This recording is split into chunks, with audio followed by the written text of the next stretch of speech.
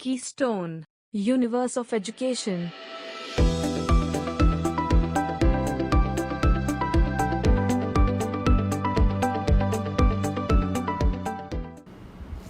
Hello students, I am Sandeep Chhabra and I welcome you all to yet another session of the chapter Structure of an Atom. आज भी हम इस chapter के अंदर काफ़ी interesting topics के बारे में डिस्कशन करने वाले हैं.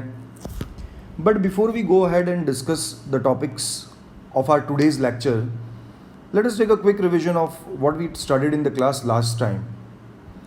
I'll particularly request those students जो आज क्लास में पहली बार आ रहे हैं या जिन्होंने प्रीवियस वीडियो नहीं देखा, तो आप प्लीज़ जा करके एक बार प्रीवियस वीडियो को देखिए ताकि आज के टॉपिक्स को आप और अच्छे तरीके से समझ सकें. खैर, पिछली बार क्लास के अंदर हम डिस्कस कर रहे थे about electromagnetic theory of radiations, और इलेक्ट्रोमैग्नेटिक थियोरी के अकॉर्डिंगली हमने रेडिएशंस को वेव नेचर दिया, यानी इलेक्ट्रोमैग्नेटिक वेव्स या इलेक्ट्रोमैग्नेटिक रेडिएशंस जो हैं उन्हें हमने कहा they are propagating electric and magnetic fields. क्योंकि इनके पास एक वेव नेचर है तो वेव की ही तरह इनके पास कुछ कैरेक्टर्स हैं जिन्हें हम वेव कैरेक्टर्स भी कहते हैं, जैसे कि वेवलेंथ है, एम्पलीट्यूड है, फ्रीक्वेंसी है. और हमने एक बहुत ही इम्पॉर्टेंट इक्वेशन जो लास्ट टाइम क्लास में डिस्कस किया था, जिसको मैं एक और बार रिवाइज करना चाहूँगा यहाँ पे, उस इक्वेशन को हमने कहा था wave equation. According to wave equation, wave velocity is equal to wavelength times the frequency of the wave. Please recall कीजिए, हमने लास्ट क्लास में इस बात को डिस्कस किया था कि all electromagnetic radiations travel at a constant speed and this constant speed is the speed of light, जिसको हम लेते हैं 3 × 10⁸ meters per second. तो अलग अलग तरीके की इलेक्ट्रोमैग्नेटिक रेडिएशंस जो हैं they differ from each other in terms of their wavelengths and frequencies. From the same wave equation it also implies that frequency is equal to c by lambda. Now for a constant velocity I can therefore say that frequency is inversely proportional to wavelength. इसका मतलब ये हुआ कि higher frequencies will correspond to shorter wavelengths and lower frequencies will correspond to longer wavelengths. मैंने इसके लिए last time example लिया था विबग्योर का. जैसा कि हमने पढ़ा है कि the white light of the sun is actually a light of 7 different colours, जिसको हम एक एक्रोनिम विबग्योर से याद रखते हैं. और हमारी 10th क्लास में हम ये बात पढ़ के आए हैं कि रेड कलर जो है that is longest wavelength and violet जो है that is the shortest wavelength. ये एंड वायलेट एंड जो है, ब्लू एंड या वायलेट एंड जो है that is shortest wavelength of visible light. अब देखिए, ब्लू या वायलेट एंड अगर शॉर्टर वेवलेंथ्स हैं तो ये शॉर्टर वेवलेंथ्स जो हैं they will correspond to high frequencies. तो अगर हम बात करें कि इन अलग अलग रेडिएशंस में फर्क क्या है, how are they different from each other, तो ब्लू एंड रेड वेवलेंथ्स जो हैं they are different. Blue is corresponding to a higher frequency और a shorter wavelength and red जो है it is corresponding to a lower frequency और a longer wavelength. पर अगर उनकी स्पीड की बात की जाए तो इररिस्पेक्टिव ऑफ देयर फ्रीक्वेंसीज और wavelengths they are all travelling at a constant speed. तो मैं मेरे आज की क्लास में आगे प्रोसीड करूं उसके पहले मैं चाहूँगा कि आप लोग एक बार अपनी नोटबुक्स के अंदर या नोट्स के अंदर वेव इक्वेशन को नोट कर लीजिए, because this is something that I will be using again and again. c, that is wave velocity, is lambda times nu, and one relation that frequency of a wave is inversely proportional to its wavelength. अब देखिए, जब हम electromagnetic radiations को एक wave nature देते हैं तो इस वेव नेचर से we can explain certain properties of waves like interference and diffraction. Interference के ऊपर हमने लास्ट क्लास के अंदर डिस्कशन किया था. क्योंकि इलेक्ट्रोमैग्नेटिक रेडिएशंस से हम इंटरफेरेंस एंड डिफ्रैक्शन को एक्सप्लेन कर पाते हैं, इसीलिए इलेक्ट्रोमैग्नेटिक वेव थियोरी जो कि रेडिएशंस या लाइट को एक वेव नेचर देती है, एक प्लॉजिबल थियोरी लगती है. But at the same time ये देखा गया कि देयर वर सर्टन ऑब्जर्वेशंस जिनको हम इलेक्ट्रोमैग्नेटिक थियोरी से एक्सप्लेन नहीं कर पाते हैं. एंड वही आज के हमारे क्लास के टॉपिक्स भी हैं। पहली ऑब्जर्वेशन जिसको हम नहीं कवर कर पाते इलेक्ट्रोमैग्नेटिक थियोरी से, that is black body radiation.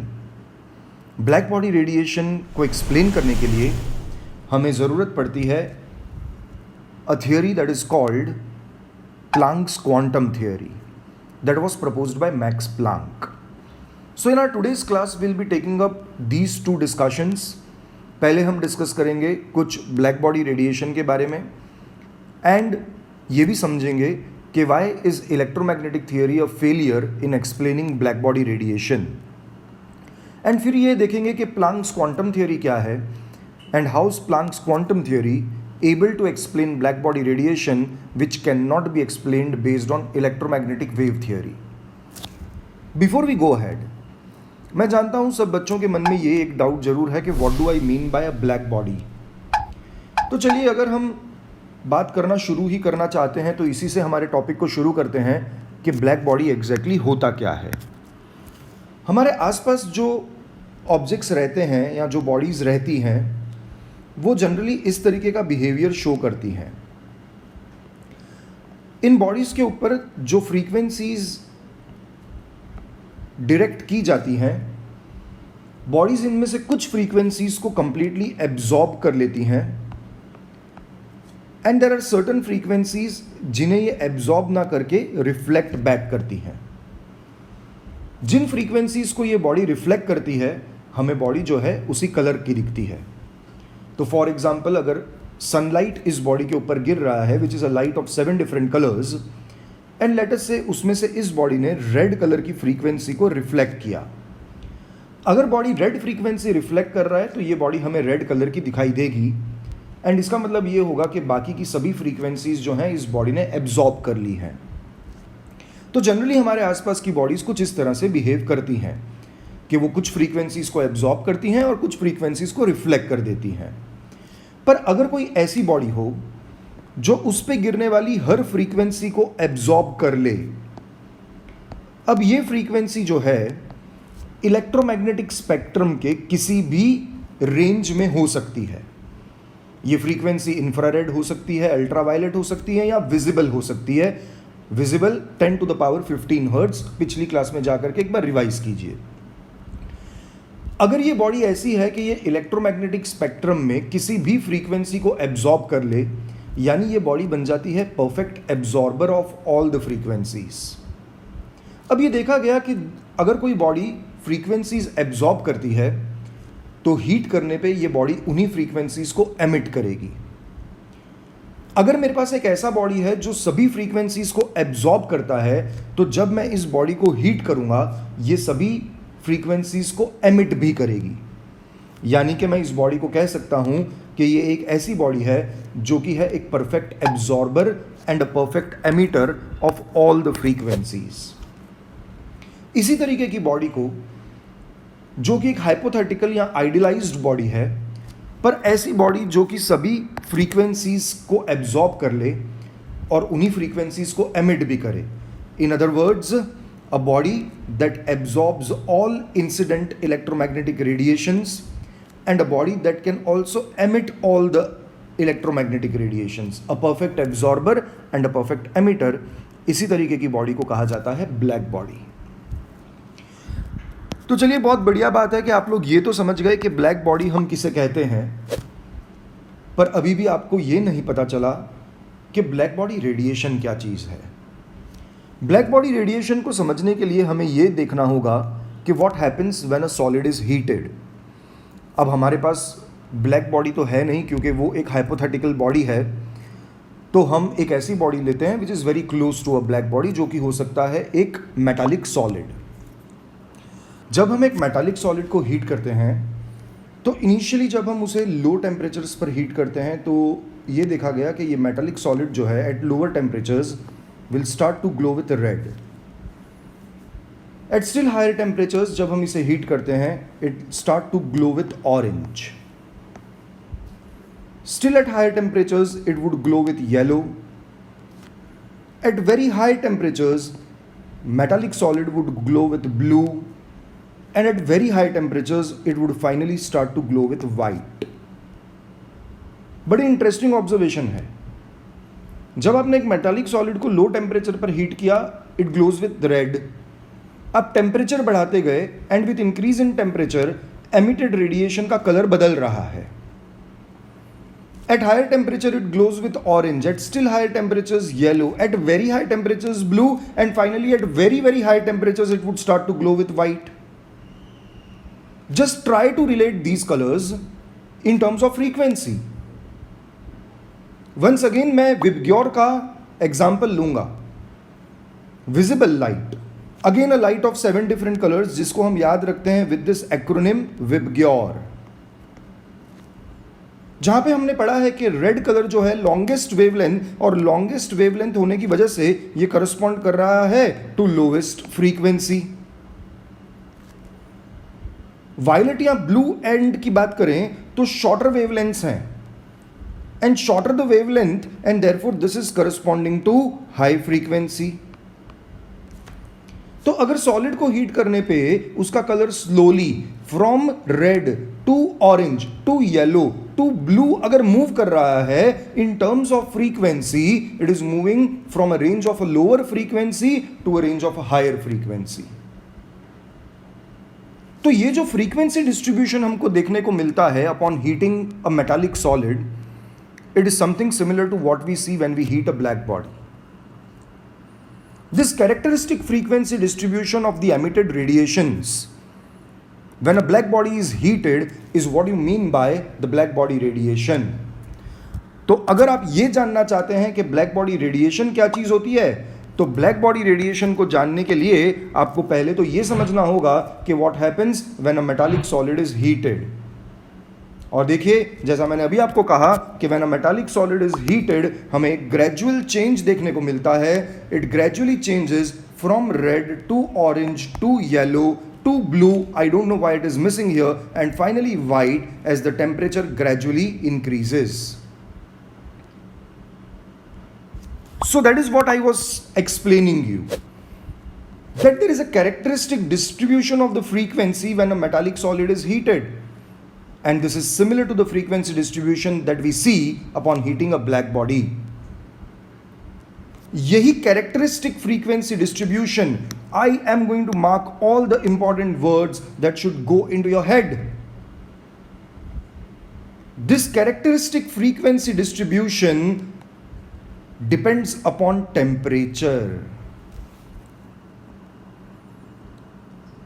एक मेटालिक सॉलिड क्या फ्रीक्वेंसी डिस्ट्रीब्यूशन शो करेगा, ये इस पे डिपेंड करेगा कि उसको किस टेम्परेचर पर हीट किया गया है। जो फ्रीक्वेंसी डिस्ट्रीब्यूशन वो 3000 डिग्री सेल्सियस तक हीट करने पे देगा, वही फ्रीक्वेंसी डिस्ट्रीब्यूशन वो 800 डिग्री सेल्सियस पर हीट करने पे नहीं देगा। तो एक मेटालिक सॉलिड का फ्रीक्वेंसी डिस्ट्रीब्यूशन इस बात पर डिपेंड करता है कि उसे किस यूनिफॉर्म टेम्परेचर पर हीट किया गया है। तो मैं बोल रहा हूं that at a given temperature the frequency distribution of a metallic solid, words को ध्यान से सुनिएगा, at a given temperature the frequency distribution emitted by a metallic solid is what you mean by the black body radiation. तो ये बात तो बहुत simple लग रही है ना, कि एक मेटालिक सॉलिड को हीट कर रहे हैं तो जैसे जैसे टेम्परेचर बढ़ता जा रहा है हमें एमिटेड रेडिएशन की फ्रीक्वेंसी में चेंज दिख रहा है। जैसे जैसे टेम्परेचर बढ़ रहा है क्या चेंज देखने को मिल रहा है, तो हम कहेंगे कि जो एमिटेड रेडिएशंस हैं they are slowly moving from a range of a lower frequency to a higher frequency. पहले रेड था, फिर ऑरेंज हुआ, फिर येलो हुआ, फिर ब्लू हुआ, फाइनली व्हाइट हो गया। How is this a limitation of electromagnetic wave theory? तो चलिए अब ये समय आ गया जानने का कि ये ब्लैक बॉडी रेडिएशन को इलेक्ट्रोमैग्नेटिक वेव थियरी क्यों एक्सप्लेन नहीं कर पाती है। To understand why is electromagnetic wave theory not able to explain black body radiation, हम एक प्लॉट देखेंगे of intensity of the emitted radiation versus the wavelength or the frequency of the emitted radiation. I'll want my students to be absolutely attentive, boss. This is something important to understand. जब मैं एक black body को heat कर रहा हूं तो emitted radiations की intensity versus wavelength या फ्रीक्वेंसी को मैं प्लॉट कर रहा हूं। इंटेंसिटी का मतलब मैं मेरी पिछली क्लास में बता चुका हूं, पर इंटेंसिटी का मतलब मैं और एक बार आप लोगों के साथ डिस्कस कर लेता हूं कि इंटेंसिटी का मतलब होता है brightness. Intensity would mean the brightness of the emitted radiation. तो देखिए वाई एक्सिस के ऊपर हम प्लॉट कर रहे हैं intensity of the emitted radiation. Intensity का मतलब हो गया ब्राइटनेस। वाई एक्सिस पे हमने प्लॉट की है इंटेंसिटी, और एक्स एक्सिस पे आप देख रहे हैं कि हम प्लॉट कर रहे हैं वेवलेंथ।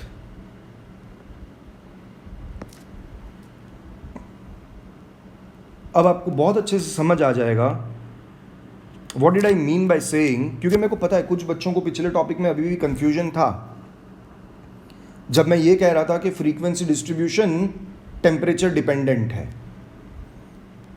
कि 3000 डिग्री सेल्सियस पे जो फ्रीक्वेंसी डिस्ट्रीब्यूशन है वो 800 डिग्री सेल्सियस पर नहीं है।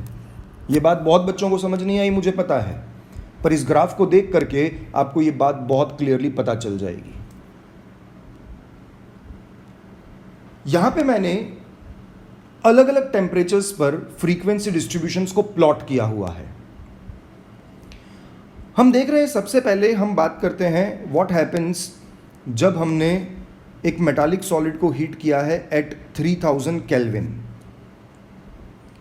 अब देखेंगे 3000 केल्विन पर जब मैं इसे हीट करता हूं तो अपॉन हीटिंग टेम्परेचर के साथ साथ intensity gradually keeps on increasing. आप देख रहे हैं ग्राफ यहां से ऊपर की तरफ जा रहा है, मतलब इंटेंसिटी बढ़ रही है। और इसी समय ये सॉलिड कई सारी फ्रीक्वेंसीज भी एमिट कर रहा है, क्योंकि जो पोर्शन अभी मैंने यहाँ पे आपके लिए मार्क किया हुआ है उस पोर्शन के अंदर आपको कई सारी फ्रीक्वेंसीज दिख रही हैं। वायलेट भी है, ब्लू भी है, ग्रीन भी है, येलो भी है और रेड भी है। आप ये मेरे ग्राफ को देखिए, जिस पोर्शन को मैंने मार्क किया है उस पोर्शन में देखिए कितनी फ्रीक्वेंसीज एमिटेड हैं। तो वायलेट है, ब्लू है, ग्रीन है, येलो है, रेड है। पर आप ये देखिए कि एक पर्टिकुलर फ्रीक्वेंसी पे इसकी इंटेंसिटी मैक्सिमम है। और क्या है वो पर्टिकुलर फ्रीक्वेंसी जिसके ऊपर इसकी इंटेंसिटी मैक्सिमम है? तो वो पर्टिकुलर फ्रीक्वेंसी करस्पॉन्ड कर रही है रेड को।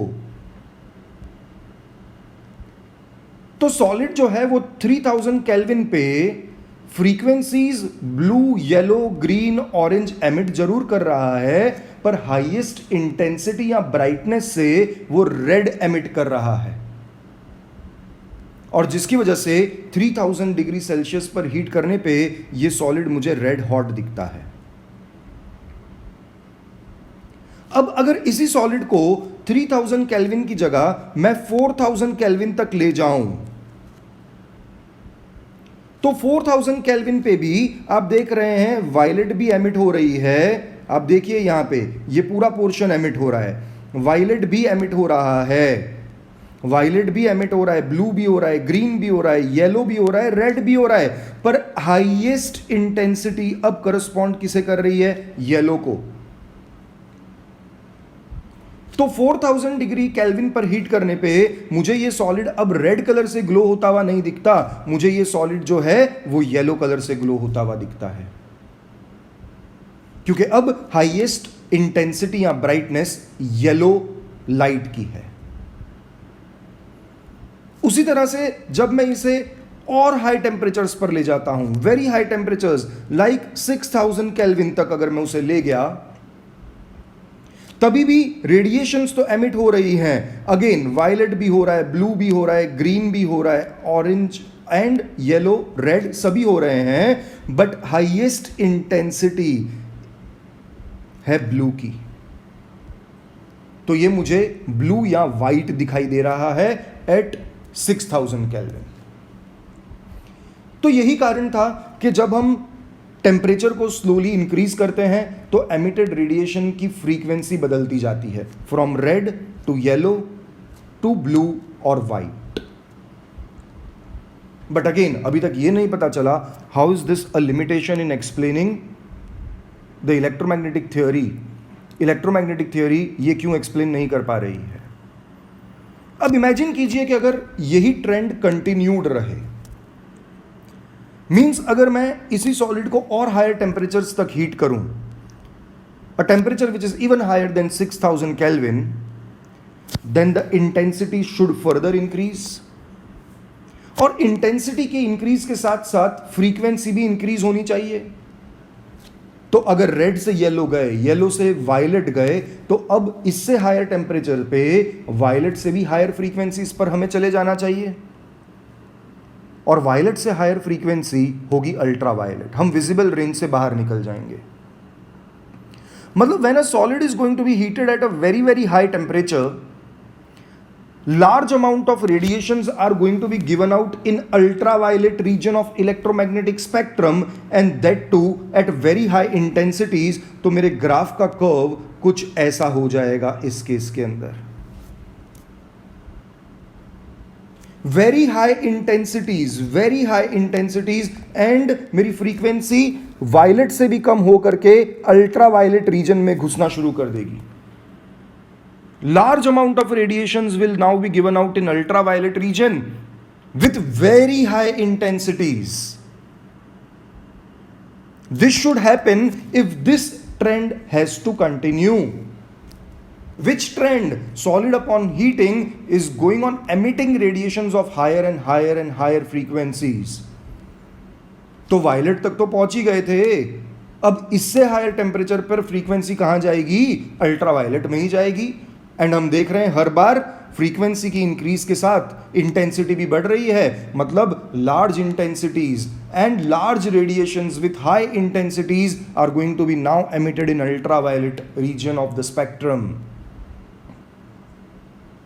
बट दिस नेवर हैपेंस, ये कभी होता नहीं है। जब हम सॉलिड को हीट करते हैं even at very high temperatures, हम ये देखते हैं कि मोस्ट ऑफ द रेडिएशंस और frequencies which are emitted are restricted only to visible region of the spectrum.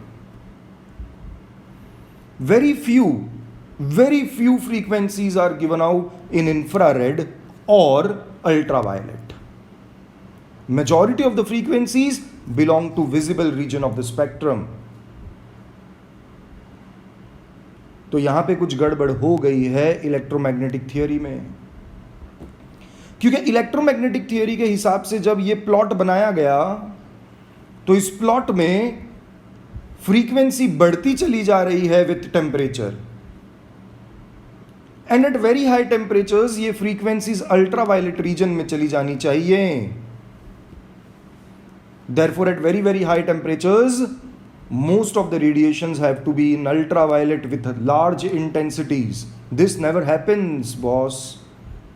Most of the radiations remain in visible region of the spectrum, and this is something which your electromagnetic wave theory cannot explain.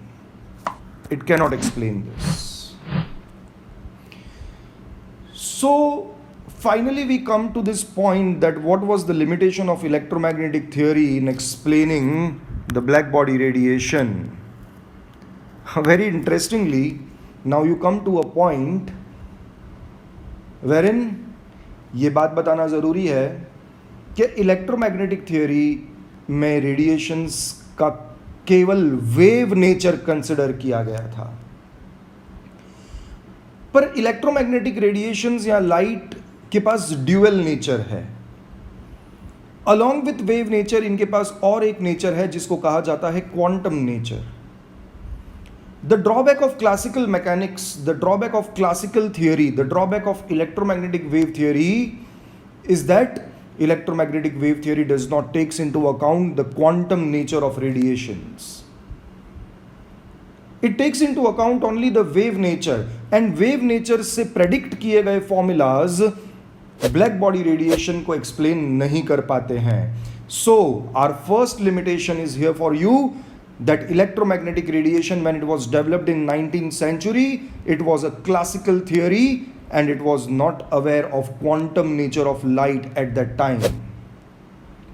The second drawback that we saw today, that the wrongly predicted formulas gave us large radiations at higher frequencies in ultraviolet region at very high temperatures. जब हम बहुत high temperatures पर पहुंच जाते हैं तो emitted radiations की frequency violet से भी हायर अल्ट्रावायलेट रीजन में चली जाती है. तो एट वेरी हाई टेम्परेचर्स अगर हम सॉलिड को हीट करना कंटिन्यूड रखें, then large radiations must go in ultraviolet with very high intensities. But जैसा मैंने आपको बोला, the actual measured spectrum has very less radiations of higher frequencies in ultraviolet. So I hope it is clear that this was the limitation of electromagnetic theory in explaining what we call as the black body radiation. Therefore now we need some explanation about it. कि अगर electromagnetic theory में कुछ drawback है तो वो क्या drawback है, क्या मिसिंग है, क्या लिंक मिसिंग है जिससे कि हम ब्लैक बॉडी रेडिएशन को एक्सप्लेन कर पाए.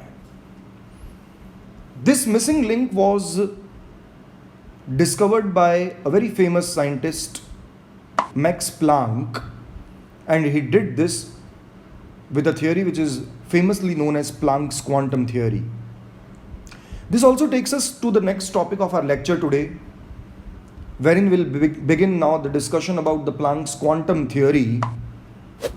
A very interesting discussion. So without wasting any more time, let us go to Max Planck's quantum theory as proposed in 1900.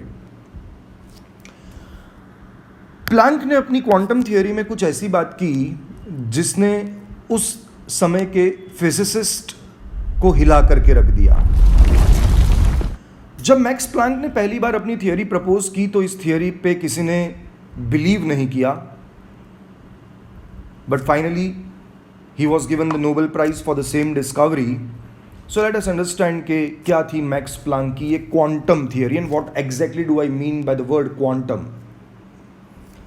So according to Planck's quantum theory इनका कहना ये था कि atoms और molecules could emit energy only in discrete quantities and not in a continuous manner. मुझे पता है कुछ समझ नहीं आया. So let me explain this to you.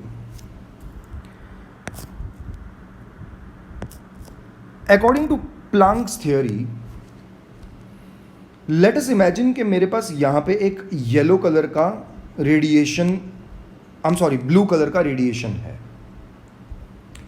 अब प्लैंक ये कहता है कि इस ब्लू कलर के रेडिएशन में एनर्जी कुछ डिस्क्रीट पैकेट्स के फॉर्म में प्रेजेंट है. कहने का मतलब ये है कि हमें तो ये लगता है कि एनर्जी कोई भी आर्बिट्री वैल्यूज ले सकती है. हमें तो ये लगता है कि एनर्जी जो है वो किसी भी वैल्यू में अकर कर सकती है. पर मैक्स प्लैंक ये कहते हैं कि atoms and molecules energies arbitrary values में एब्जॉर्ब या एमिट नहीं करते हैं. उनका कहना है कि एटम्स एंड मॉलिक्यूल्स जो रेडिएशंस से एनर्जी एब्जॉर्ब या रेडिएशंस के फॉर्म में जो एनर्जी एमिट करते हैं, ये एनर्जी वो केवल कुछ डिस्क्रीट क्वांटिटीज में कर सकते हैं. वर्ड डिस्क्रीट, डिस्क्रीट का मतलब होता है something which has got a fixed value, यानी एनर्जी फिक्स्ड वैल्यूज में अकर करती है, आर्बिट्री वैल्यूज में नहीं अकर करती. और इसको एक्सप्लेन करने के लिए मैक्स प्लैंक कहते हैं कि रेडिएशन में जो एनर्जी होती है वो कुछ डिस्क्रीट पैकेट्स में होती है, फिक्स्ड पैकेट्स में होती है. तो ये हुआ एक डिस्क्रीट पैकेट ऑफ एनर्जी, एक डिस्क्रीट पैकेट हुआ ये एनर्जी का. और एनर्जी के इस सबसे छोटे पैकेट को मैक्स प्लैंक ने नाम दिया quantum of energy. So what is quantum? So quantum is the smallest discrete packet of energy. तो according to Planck's quantum theory ये जो वायलेट रेडिएशन है, इस वायलेट रेडिएशन में एनर्जी के कई सारे छोटे छोटे पैकेट्स हैं और इनमें से जो स्मॉलेस्ट पैकेट है एनर्जी का उसका नाम है quantum of energy. Okay, now अगला सवाल आपके मन में यह आता है कि अगर यहां पे एनर्जी के कई सारे पैकेट्स हैं, छोटे छोटे से पैकेट्स के फॉर्म में एनर्जी इस रेडिएशन में प्रेजेंट है, तो इस एक क्वांटम में, इस एनर्जी के सबसे छोटे पैकेट में कितनी एनर्जी होगी. So this takes us to our next point, that what is the amount of energy in this smallest discrete packet. And remember, the smallest discrete packet of energy is what you mean by the quantum of energy. तो एक quantum में energy की क्या value है, what is the energy of a quantum. So according to Planck's quantum theory, the energy of a quantum is proportional to the frequency of the emitted radiation. तो अभी मैं आपको एक्सप्लेन कर रहा था कि इस वायलेट रेडिएशन के अंदर एनर्जी के कई सारे छोटे छोटे पैकेट्स प्रेजेंट हैं और इसमें से जो सबसे स्मॉलेस्ट पैकेट है एनर्जी का, तो ये जो स्मॉलेस्ट पैकेट है एनर्जी का, इसको हम कहते हैं क्वांटम ऑफ एनर्जी. ये हुआ एक क्वांटम.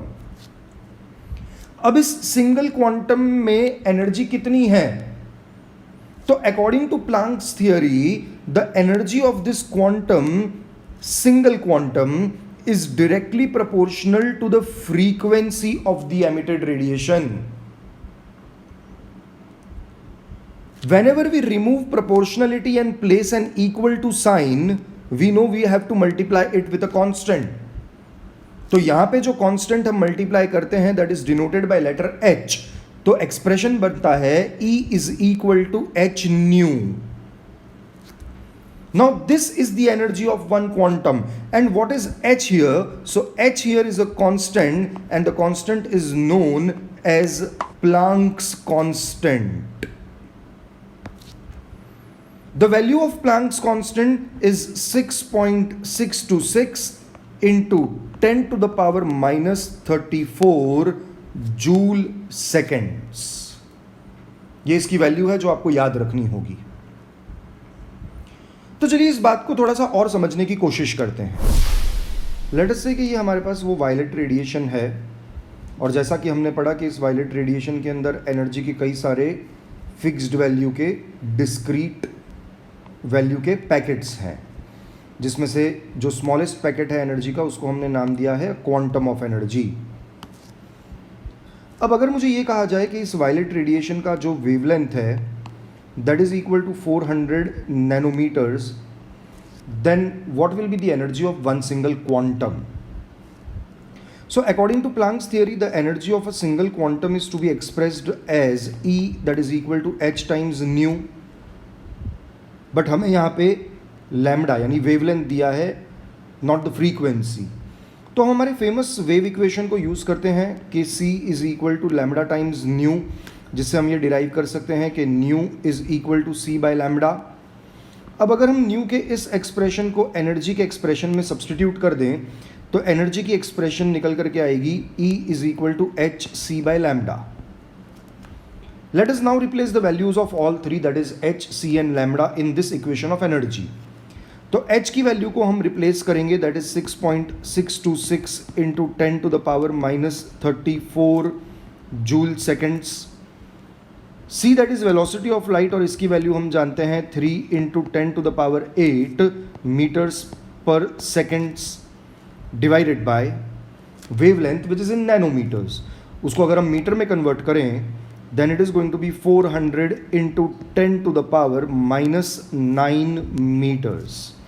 अब यहाँ से मीटर्स और मीटर्स कैंसिल हो गया, सेकेंड्स एंड सेकेंड्स कैंसिल हो गया, तो जो एनर्जी मिलेगी हमें जूल्स में मिलेगी. जब आप इसे सॉल्व करेंगे तो आपका फाइनल आंसर यहाँ पे निकल करके आएगा 4.97 into 10 to the power minus 28 joules. तो देखिए वायलेट लाइट के हर क्वांटम की एनर्जी, हर पैकेट की एनर्जी इज 4.9 इंटू 10⁻⁻28 जूल्स। अब ये एक डिस्क्रीट वैल्यू है एनर्जी की। अब अगर इस रेडिएशन के अंदर n number of quanta is plural of quantum, तो अगर यहां पे n क्वांटा प्रेजेंट थे तो जो टोटल एनर्जी बनेगा E total, that is going to be n times this value. So if there are n number of quanta, then the total energy, जिसको मैं लिखता हूं E total, will always be equal to n times h nu. Now understand, since each radiation has a characteristic frequency, क्योंकि हर radiation की एक characteristic frequency है, तो जिसकी वजह से हर रेडिएशन के क्वांटा या क्वांटम की एनर्जी भी डिस्क्रीट है, फिक्स्ड है। तो प्लैंक्स क्वांटम थियरी यही कहती है कि atoms and molecules can not absorb और emit energy in arbitrary values, but atoms and molecules absorb or emit energy in discrete values, because radiations have discrete packets of energy, that are packets of energy having fixed values associated with them, and smallest such packet of energy is called quantum of energy. And according to the Planck's theory, the energy of a single quantum is directly proportional to its frequency. Therefore, the energy is expressed as E, that is equal to h nu, where h, as we studied, is what we call as Planck's constant, and the value, do not forget, is 6.626 into 10⁻⁻34, with units being joule seconds. So this was your Planck's quantum theory. Now, how is this Planck's quantum theory able to explain black body radiation? How do we, with the help of Planck's quantum theory, give the explanation of black body radiation? Let us understand that. Planck explained black body radiation by suggesting that suppose if I take a solid is going to have large number of particles in it.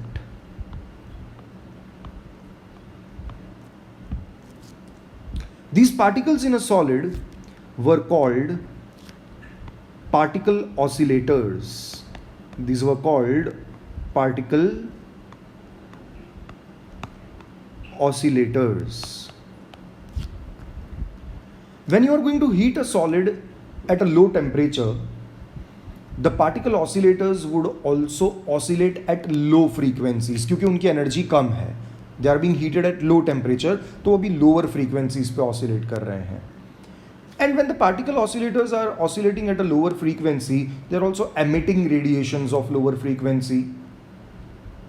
But as we continue to heat solid at higher and higher temperatures, the charged particle oscillators also now emit radiations of higher frequencies. देखिए, जब हम इस solid को higher temperature पर heat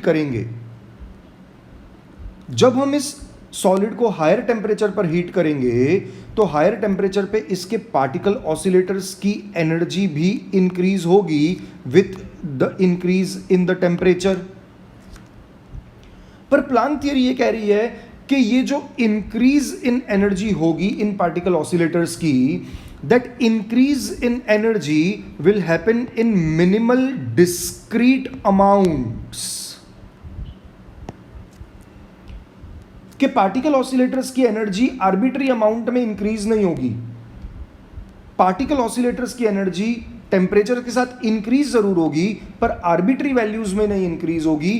particle oscillators की energy कुछ discrete amounts में ही इंक्रीज होगी, कुछ minimal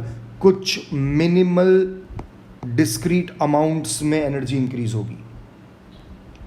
and this increase in energy will be directly proportional to the frequency of the emitted radiation, क्योंकि उस समय पार्टिकल ऑसिलेटर भी उसी फ्रीक्वेंसी से ऑसिलेट करेगा. From here he calculated the constant for this equation, and that constant came out to be h, and thus he derived the value of energy or the expression of energy as equal to h nu. Giving this explanation and using this mathematical expression, he was able to explain black body radiation. He was able to explain that why the frequency will not go into ultraviolet regions, why large amount of radiations will not be emitted in ultraviolet regions, because frequency increases in minimal amounts, energy increases in minimal amounts, and that always lies in visible region of spectrum and never goes to an extent where we reach the ultraviolet region of the spectrum. So this is how, with the help of Planck's quantum theory, were able to overcome the drawbacks of electromagnetic theory by giving a correct explanation of black body radiation, assuming that atoms and molecules absorb or emit energies in discrete values, and that energy of the smallest packet is called the quantum of energy. The energy associated with a single quantum is given by the expression h nu. So that's it for the today's class. We'll continue with the same discussion in our next class. Till then, I hope you are going to see the video again, you are going to revise the topics from your notes, you are going to revise it from your textbooks, and we are going to continue with the discussion in my next class. See you all till then. Bye-bye.